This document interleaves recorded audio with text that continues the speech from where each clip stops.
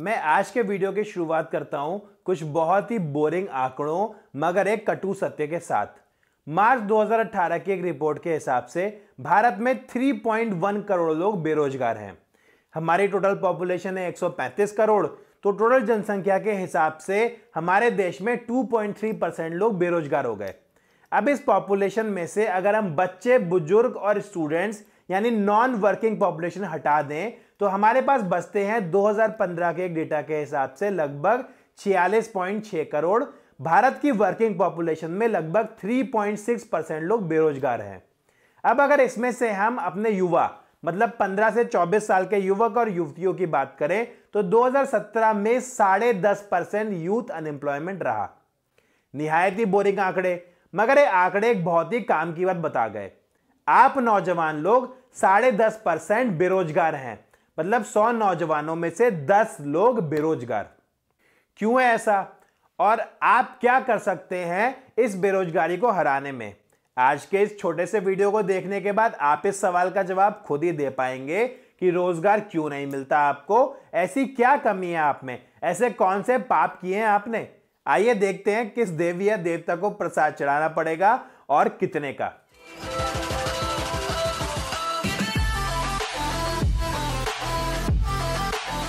नमस्कार दोस्तों, मैं आशीष आपका बहुत बहुत स्वागत करता हूं मेरे और आपके YouTube channel today I give up में। रोजगार यह शब्द हमारी युवा पीढ़ी के लिए अक्सर एक नासूर बन जाता है। बेरोजगार बैठे हुए नौजवानों की चिंता सबसे ज्यादा होती है पड़ोसियों और रिश्तेदारों को। पड़ोस के शर्मा अंकल ने देखा, तुरंत पूछने चले आए, और बेटा बीटेक पूरा हो गया, क्या कर रहे हो आजकल? आपका जवाब, अंकल कॉलेज से कोई प्लेसमेंट नहीं हुई, अब देख रहा हूं कोई जॉब वेबसाइट्स और कंसल्टेंट्स के थ्रू। बस जी, आपने आग में घी डाल दिया। अंकल तो भरे बैठे थे, दागने लगे अपनी तोप से राय के गोले पर गोले, एक राय के बाद दूसरी राय, फिर तीसरी राय, राय पर राय। फिर एक दिन आपके पिताजी ने बताया तेरे फूफा जी का फोन आया था, बोल रहे थे बीकॉम के बाद टैली का कोर्स अच्छा होता है, राजू को ज्वाइन करा दो, जल्दी नौकरी मिल जाएगी। और फिर पिताजी कंपेयर करने लगे, मामा जी के लड़के को देख 30,000 की नौकरी कर रहा है और एक तू है कि दिन भर रोटी तोड़ते रहता है। आप परेशान रहने लगते हैं, राय चंदों से बचने के तरीके ढूंढने लगते हैं, घर से निकलना ही बंद कर देते हैं, माँ बाप से कटना शुरू कर देते हैं, अंकलों से नजरें चुराने लगते हैं, हीन भावना से ग्रसित होने लगते हैं, दोस्तों से मिलना जुलना छोड़ देते हैं, बुरी आदतें शुरू कर देते हैं। कुल मिलाकर आपकी जिंदगी का ग्राफ नीचे की तरफ जाना शुरू कर देता है।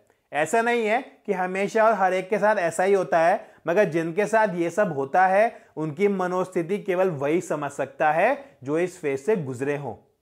हमारे देश में बेरोजगारी का यह आलम है कि 2016 में इलाहाबाद नगर पालिका में 119 सफाई कर्मचारी की नौकरी निकली तो 1,10,000 लोगों ने अप्लाई किया, और अप्लाई करने वालों में कई बीटेक और एमबीए भी थे।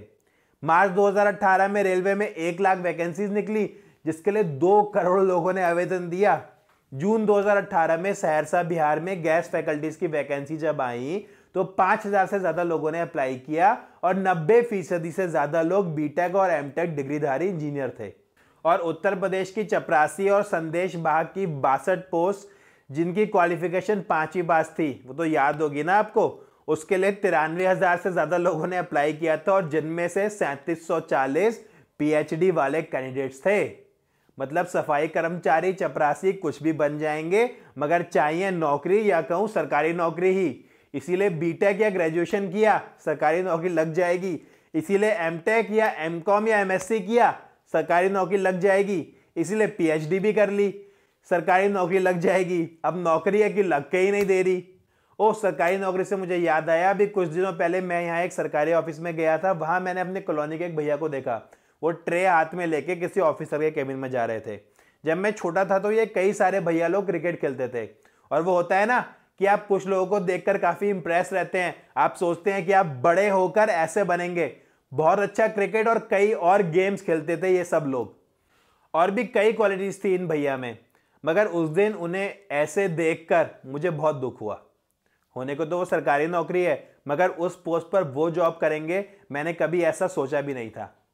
खैर, ग्रेजुएशन के बाद नौकरी क्यों नहीं लगती? चाहे आप इंजीनियरिंग करें या किसी और फील्ड से ग्रेजुएशन, आप नौकरी करने के लायक हैं या नहीं, ये एक इंपॉर्टेंट सवाल है। सबसे पहला कारण है एक रिक्वायर्ड मिनिमम परसेंटेज का ना होना। 10वीं 12वीं ग्रेजुएशन सब में अच्छी परसेंटेज दिखाती है कि आपने वो कोर्स अच्छे से किया है और आपको उसकी अच्छी नॉलेज होगी। परसेंटेज अच्छी है तो अच्छी नॉलेज भी होनी ही चाहिए। इसीलिए दूसरा ऑब्वियस रीजन है अच्छी नॉलेज का ना होना। अब रट रट कर परसेंटेज तो बना ली, मगर जहां नॉलेज अप्लाई करने की बात आई तो टाइम फेस।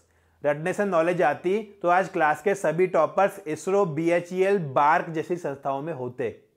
अब जब नॉलेज ही नहीं होगी तो तीसरा ऑब्वियसली कॉन्फिडेंस कम होगा, या आपका कम कॉन्फिडेंस हर जगह दिख जाएगा। इंटरव्यू के कमरे में जाने का सलीका भले ही आप प्रैक्टिस करके आए, उसके बाद कॉन्फिडेंस ऐसी चीज नहीं है जिसे आप फेक दिखा सके, वो आपका बिहेवियर है, आपका व्यवहार है, जिसे आप फेक नहीं कर सकते। एक और कारण है चौथा, अच्छी कम्युनिकेशन स्किल्स का ना होना। अगर आप इंग्लिश अच्छी बोलते हैं तो फिर आपके पास एक एज है, मगर सिर्फ अंग्रेजी में अच्छी पटर पटर करने से कुछ नहीं होता। आपके पास शब्द, वाक्य बोलने का तरीका और कंटेंट भी अच्छा ही होना चाहिए। मगर जो सबसे बड़ा कारण मैं मानता हूं, पांचवा, आपको नौकरी इसलिए नहीं मिलती क्योंकि आप नौकरी के पीछे भागते हैं बिना कोई स्किल लिए। आपके खून में विटामिन स्किल की बहुत ज्यादा कमी है। स्किल आज के जमाने में, पुराने जमाने में, भविष्य के जमाने में, हर जमाने में अगर आपके पास स्किल्स है तो आप भूखे नहीं मर सकते। एग्जाम्पल के साथ बात करता हूं, आपने क्लर्क की जॉब के लिए अप्लाई किया, आपके पास लेटर राइटिंग स्किल्स नहीं है, आपके पास टाइपिंग स्किल्स भी नहीं है, वर्ड, पावर पॉइंट, एक्सेल नहीं आती, किस बात के लिए आपको वो जॉब देगा? बैठा के खिलाने के लिए। आपने इंडस्ट्री में क्वालिटी डिपार्टमेंट में इंजीनियर की जॉब के लिए अप्लाई किया, आपको वर्नियर कैलिपर, माइक्रोमीटर यूज करना नहीं आता, आपको इंजीनियरिंग ड्राइंग्स पढ़नी नहीं आती, जॉब चाहिए आपको। अच्छा, आपने BCom MCom कर लिया है, अकाउंट डिपार्टमेंट में अप्लाई किया है, टैली आती है आपको, ERPS ऐप सीखा है आपने, एक्सेल पर काम करना आता है आपको। ये सब अलग अलग स्किल्स के कुछ छोटे से एग्जाम्पल्स हैं। अगर आपके पास कोई भी स्किल है तो नौकरी तो फिर छोटी चीज हो गई। आप उस स्किल से कई तरीकों से पैसे कमा सकते हैं, चाहे आप ऑफलाइन बिजनेस करें या हो सकता है ऑनलाइन बिजनेस। स्किल्स होने से आपके अंदर काबिलियत आती है, आपको आपके कॉम्पिटिटर्स या कलीग्स पर एक एडवांटेज मिलता है, आप आम जनता से कुछ अलग हो जाते हैं, कुछ खास हो जाते हैं, आपका रिज्यूम मजबूत बनता है, उसके सिलेक्शन के चांसेस बढ़ जाते हैं, आपका कॉन्फिडेंस बढ़ता है, आपको एक्सपोजर मिलता है और आप सफल बनते हैं। आप आज ग्रेजुएशन करें या ना करें वो टोटली आपकी चॉइस है, मगर आपको एक काम जरूर करना है, अपनी स्किल्स इंप्रूव करने का। आपको जो भी फील्ड अच्छी लगती है आप उसमें अपनी स्किल्स इंप्रूव कीजिए। आगे आने वाले वीडियोस में मैं आपको कुछ हाई पेइंग स्किल्स के बारे में जरूर बताऊंगा। अगर आप वो स्किल्स सीख सकते हैं तो आपको सफल होने से कोई नहीं रोक पाएगा। ऐसी वीडियोस आप मिस ना करें, इसलिए तुरंत इस चैनल को सब्सक्राइब कर लीजिए और बेल आइकन को भी प्रेस कर दीजिए। तो इस वीडियो को मैं यहीं खत्म करता हूं और आपके सुझाव और विचारों का इंतजार करूंगा। नीचे कमेंट्स के थ्रू भेज दीजिए। साथ ही साथ वीडियो को लाइक कीजिए और दोस्तों के साथ शेयर जरूर कीजिए। मैं मिलता हूं आपसे अगले वीडियो में, तब तक के लिए नमस्कार।